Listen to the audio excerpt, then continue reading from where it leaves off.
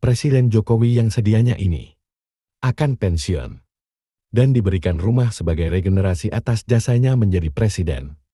Selama 2 periode 1 dekade ini, mengaku ingin kembali ke Solo dan beristirahat di sana. Tapi semua tindak tanduk, juga sepak terjang beliau akhir-akhir ini, sepertinya mengarah ke sesuatu yang berlawanan dari apa yang dikatakannya.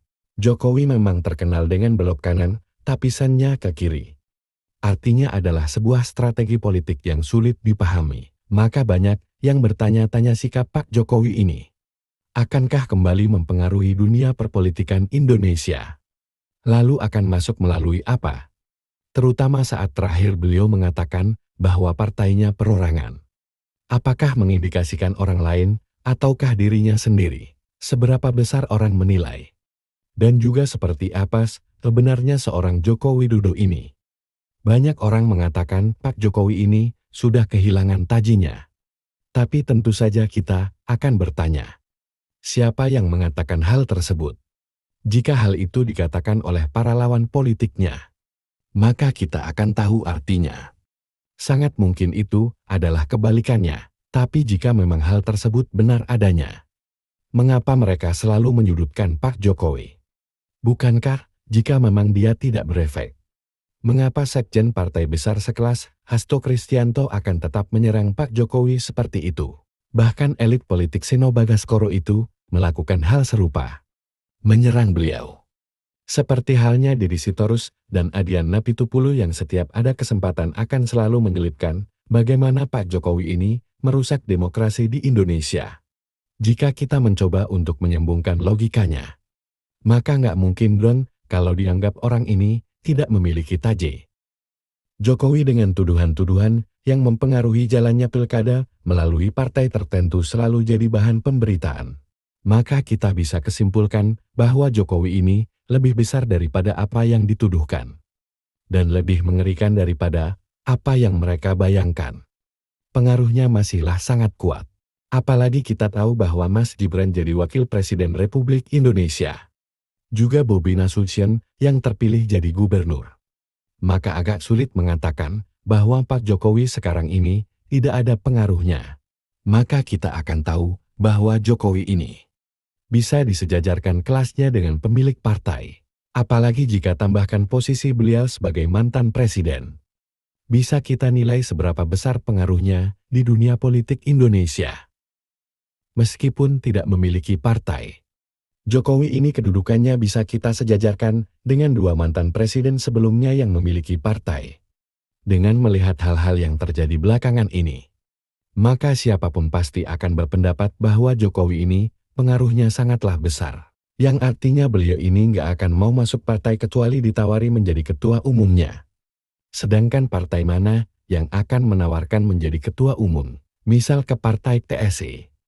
Nggak mungkin, karena sudah ada Kaisang. Seandainya masuk ke Golkar, pasti akan menimbulkan perpecahan karena bukan kader dari Golkar. Jika beliau masuk ke Nasdem, nggak juga mungkin, karena Surya Paloh pasti ingin anaknya sebagai penerus. Jika Gerindra tentu saja ada Pak Prabowo. Lalu, apakah mungkin seorang Joko Widodo akan membuat partai baru? Marilah kita berasumsi bahwa hal tersebut memang mungkin. Setelah disingkirkan dari Partai Demokrasi Indonesia Perjuangan, akankah Pak Jokowi mendirikan partai? Lalu partainya bernafaskan apa? Mari kita bahas bersama. Untuk berasumsi menebak kecerdasan Jokowi, kita kembali ke masa era Pak Harto, di mana partai itu dibagi menjadi 3. 1 partai agama, 2 partai nasionalis, 3 partai tengah. Nah, partai tengah adalah partai yang menaungi para pengusaha, pensiunan Polri dan TNI. Mengingat Pak Jokowi pernah memiliki latar belakang di PDI Perjuangan. Dan beliau juga masih memiliki para dieharder Projo dan orang-orang yang masih simpati dengan beliau. Maka kita bisa katakan bahwa nafas partainya antara nasionalis dan juga partai yang akan bergerak di bidang bisnis. Tapi apakah mungkin Pak Jokowi akan mendirikan partai baru? Sangatlah mungkin. Jika niatan Pak Jokowi mendirikan partai, pasti Pak Prabowo akan membantunya. Tapi pertanyaannya adalah, jika memang beliau ingin mendirikan, kenapa enggak dari dulu? Mengapa beliau tidak pernah mengatakan keluar dari PDIP? Pasti ada sesuatu yang tak dapat kita duga. Pak Jokowi ini, kalau nggak bikin sesuatu yang kontroversial itu, bukan Jokowi namanya. Maka kita akan mengetahui bahwa Pak Jokowi ini tidak hanya mendirikan partai saja, tapi akan mencoba untuk menarik para simpatisannya. Dari mana dia berasal? Sudah dapat dipastikan dari rumah lamanya, sehingga tanda-tanda partai yang akan dibikin oleh Pak Jokowi. Selain memiliki nafas seperti Golkar dan PDI Perjuangan, juga akan dipenuhi oleh elit partai yang akan bersama-sama memperkuat partai barunya, terutama mantan anggota PDIP. Maka jika terjadi kira-kira bagaimana? Berbicara tentang Pak Jokowi, kita nggak bisa lepas dari nama Luhut Binsar Panjaitan. Si Opung ini pasti akan membantu Pak Jokowi.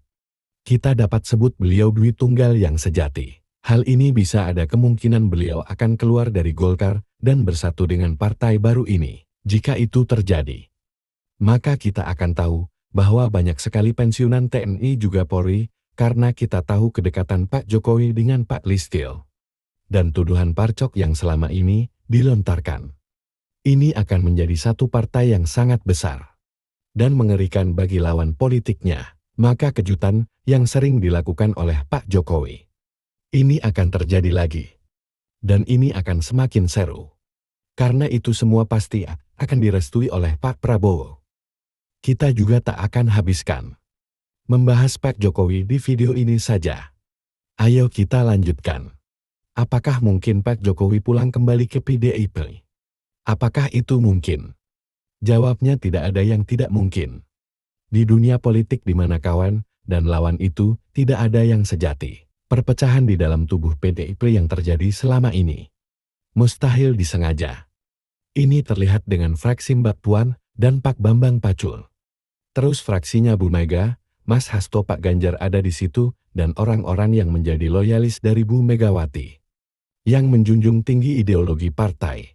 Namun, ada juga yang lebih bisa menerima dan mau bernegosiasi kepada pihak luar demi kepentingan politik untuk menyelamatkan partai. Maka bisa dibayangkan, jika ternyata Mbak Puan bisa ketemu dengan Pak Jokowi dan membicarakan sesuatu yang akan bisa dilakukan, maka tidak menutup kemungkinan bahwa Pak Jokowi ini akan bisa kembali lagi.